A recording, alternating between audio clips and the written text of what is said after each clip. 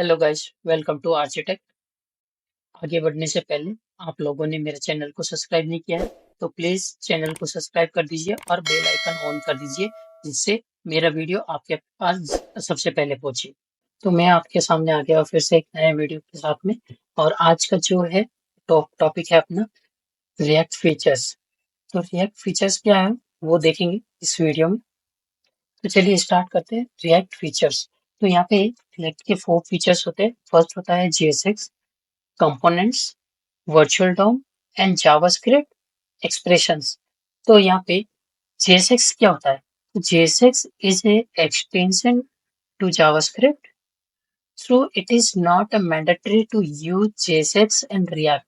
ठीक है, जैसे मैंने पहले वीडियो में शायद बताया होगा, वहाँ पे एडवांटेज और फीचर्स के अंदर, डिसएडवांटेज के अंदर, या तो वहाँ पे कि यहाँ पे कोई जरूरी नहीं है, मैंडेटरी नहीं है कि उसका JSX का यूज करे रिएक्ट के अंदर, but it is good feature and easy to use. तो यहाँ पे क्या है, ये इजी है और अच्छा फीचर है तो यूज करना चाहिए। तो जेसेक्स क्या होता है उसके बारे में अपन और मोर नेक्स्ट वीडियो के बारे में, नेक्स्ट वीडियो में जानेंगे कि जेसेक्स होता क्या है और इसका क्या यूज है। ठीक है, कब कब यूज कर सकते हैं, कैसे यूज कर सकते हैं, तो अपन नेक्स्ट वीडियो में देखेंगे। और दूसरा है वो है कंपोनेंट। कंपोनेंट क्या है? कंपोनेंट एक प्योर जावास्क्रिप्ट फंक्शन है। ठीक है, तो वो क्या करता है, कोड को स्प्लिट करने में हेल्प करता है। अपनी जो भी लॉजिक है, कोड है, रियूजेबल इंडिपेंडेंट जो कोड करते हैं उसके लिए वो हेल्प करता है, उसको इजी करने के लिए। ठीक है, तो ये होता है अपना कंपोनेंट्स। इनसे वो चाहे क्लास कंपोनेंट हो या फिर अपना फंक्शनल कंपोनेंट हो, उसके अंदर जो भी अपन प्रॉप्स पास करते हैं उसको मेंटेन करने का जो काम किया जाता है वो सारा कंपोनेंट के अंदर होता है। स्टेट हो या प्रॉप्स हो, है ना, तो वो उसके थ्रू क्या करता है, वो अपनी लाइफ को इजी करता है, कोडर की लाइफ को इजी करता है मेंटेन करने के लिए। ठीक है, और तीसरा जो फीचर है वो है वर्चुअल डॉम। वर्चुअल डॉम क्या होता है, एक रिएक्ट जो है वो वर्चुअल डॉम पे काम करती है, और वर्चुअल डॉम के बारे में अपन मोर नेक्स्ट वीडियो में देखेंगे। वहाँ पे जहाँ पे मैं वर्चुअल डोम के बारे में और रियल डोम के बारे में, शैडो डोम के बारे में अपन जानेंगे नेक्स्ट वीडियो में। ठीक है, तो मैं और वीडियो लेके आऊंगा इसके लिए। तो यहाँ पे वर्चुअल डोम एक in memory data cache structure होता है, जिसके अंदर क्या होता है ना, जब अपन कोई भी चेंजेस करते हैं तो वो उस कैश के अंदर स्टोर करके रखता है।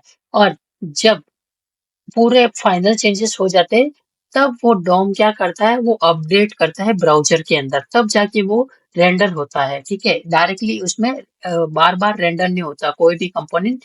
पहले वो इन मेमोरी कैश के अंदर जाके स्टोर करता है, देन फाइनल चेंजेस को अपडेट करता है ब्राउजर पे। JavaScript expressions. JavaScript expressions can be used in the JSX file using curly brackets. ठीक है, कर्ली ब्रैकेट्स का यूज करते हैं, जैसा एग्जांपल दे रखा है यहाँ पे कर्ली ब्रैकेट्स का।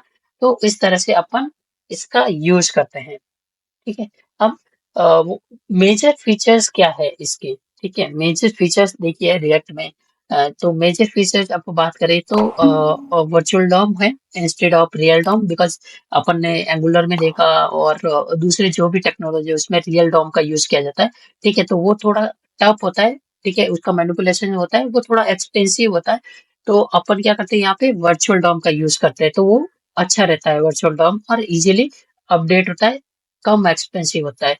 ठीक है, और जो रिएक्ट है वो क्या करती है, सर्वर साइड रेंडरिंग। ठीक है, supporting server side rendering, SSR बोल सकते हैं या सर्वर साइड रेंडरिंग भी बोल सकते हैं, तो वो सपोर्ट करता है।